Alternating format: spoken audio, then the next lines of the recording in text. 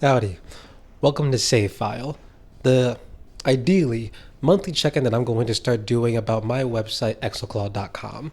If you don't know what Exalclaw.com is, it's an ad-free independent site that I started to cover games, do interviews with game developers, composers, or whoever really touches a game during development, and as well as have the occasional news piece. So today I'm just going to briefly talk about the two pieces that came out during the month of May, maybe share some site analytics to tell you how things are going, and maybe talk about a few other games that I've been talking about that haven't made it to paper or a text-based website yet. Cat's doing. You have anything you want to say, dude? I'm just going to hope in my heart that you heard that. So the first piece to be published this month to the website was an excerpt from my interview with the award-winning composer Chase Bethia, who scored the soundtrack for the upcoming mystery point-and-click game Deputy Detective Tasha. Now, what inspired this interview in the first place was on Blue Sky, where I found out about Deputy Detective Tasha and learned about Chase Bethia's music and just general career. Is that on Blue Sky, Chase claimed that as part of making this soundtrack for Deputy Detective Tasha, he pioneered a whole new music genre, at least new to the video game music scene, called Caribbean Noir. I recommend checking the full interview out on YouTube if you want to know what the hell Caribbean Noir is, if you want to see how Caribbean culture is starting to make its way to games a bit more, and if you just want to see how a music composer for video games scores their soundtracks, what their process is like, what's going through their mind when they start putting these things together that many of us carry into our head well past credits. Now I like this interview for a couple of different reasons. One is completely selfish. This is the best performing video on my YouTube channel thus far. Not a huge number, but big to me in a more serious way. I also do find comfort in the fact that people find these kind of interviews to be interesting. I'm someone who genuinely thinks that understanding how video games are made better helps you better appreciate them and talk about them and engage with them on a deeper level. So these kind of conversations not only being fun to conduct as the person interviewing the person, but seeing connect with audiences who have a genuine interest in this is very encouraging. I would keep doing interviews like this anyway if the numbers weren't there, as evidenced by interviews I've done in the past, like the one with Okamura, who I really wish y'all go check that out if you want to go see any other interviews I've done in the past. I've done a couple on the site and you can just go through the interview playlist on there. The second thing to be published on the website in the month of May was this longer feature I did on the visual novel Set Yourself on Fire, a short exercise on how well an author can capture the lethal feeling of stagnation while telling a love story between two budding women. This VN actually first came on my radar back in 2024 when I played a demo as part of but I'm assuming was probably a Steam Next Fest event or some other demo event, and I was really taken with the way that it approached displaying its text. See, Set Yourself on Fire abandons the usual borders of a text box that you might see in most visual novels, and instead lets them hang in the air, kind of drip feeding you each word. And as a result, it lets them play around with the camera to get some really cool camera angles that are reminiscent of a film almost, while at the same time letting each word kind of devastate on its own, as it might in the normal progression of a conversation. It has a very interesting effect with the larger themes that are at play with the game. Now, having played through the entire visual novel in 2026, I can say that it doesn't just look good, but that it is consistently engaging and devastating with its writing. It's not a perfect romp, which I get into the feature that I thought was going to be 1,500 words, but ended up being almost 2,500 words. But honestly speaking, I think it really does a good job of capturing a very difficult feeling to show to a larger audience, that being the feeling of stagnation, the fear of stagnation itself, and the way that love can disrupt that stagnation and maybe help you get on a course of doing something better, or at least different.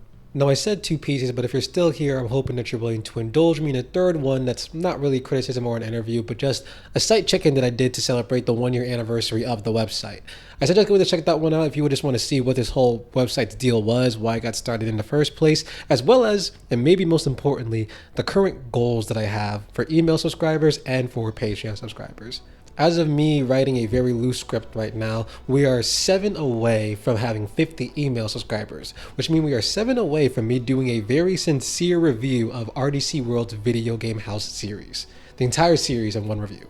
An important factor, maybe to you, is that email subscriptions are incredibly free and are just to make sure that the next piece goes straight to your inbox rather than you having to go look for it on the website or waiting to see me post about it on my socials.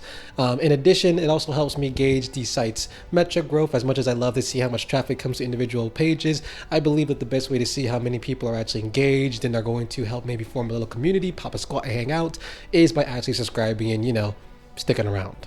And as far as Patreon goes, right now it's just for general support. While I appreciate anyone that wants to become a paid subscriber, and it will definitely help me make this a self-sustainable thing in the future, please only do so if you're financially able to without putting risk to yourself or anyone that you might be taking care of. It's not a need. The only thing that's exclusive to the Patreon right now is my weekly poetry series called Observing Digital Space Debris. That's free for everyone to go read. So really, if you're become a paid subscriber to the Patreon, there's no exclusive content yet. It's really just to show that you want to support this thing and, pass me a couple of bucks to get a game that you might want me to play later or something.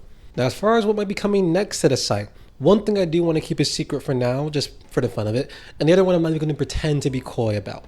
I intend to do a longer review, or maybe not even a review, but a feature, depending on how I feel about it, on Paralives, a game that is increasingly proving its potential to take over my life either right now or inevitably in the future after it comes out of early access and launches into 1.0.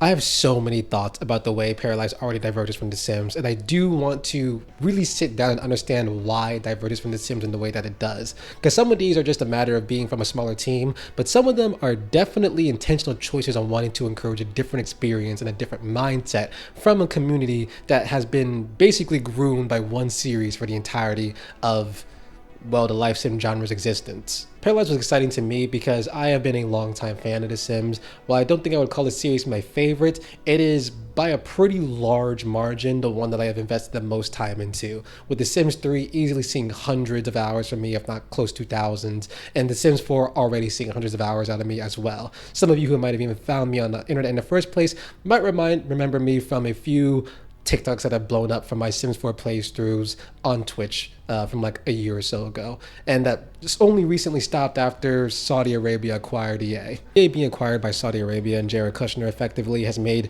engaging with that series very difficult for me for a slew of reasons I don't feel like regurgitating here. If you want to know why, just go read what I wrote up about it and the people that I interviewed for that piece to understand why it became kind of a whole community event and why this matters in the long run. But just so you know, it's been very nice to play a game that has actually scratched a very similar itch while at the same time proving that it might be having its own identity as well.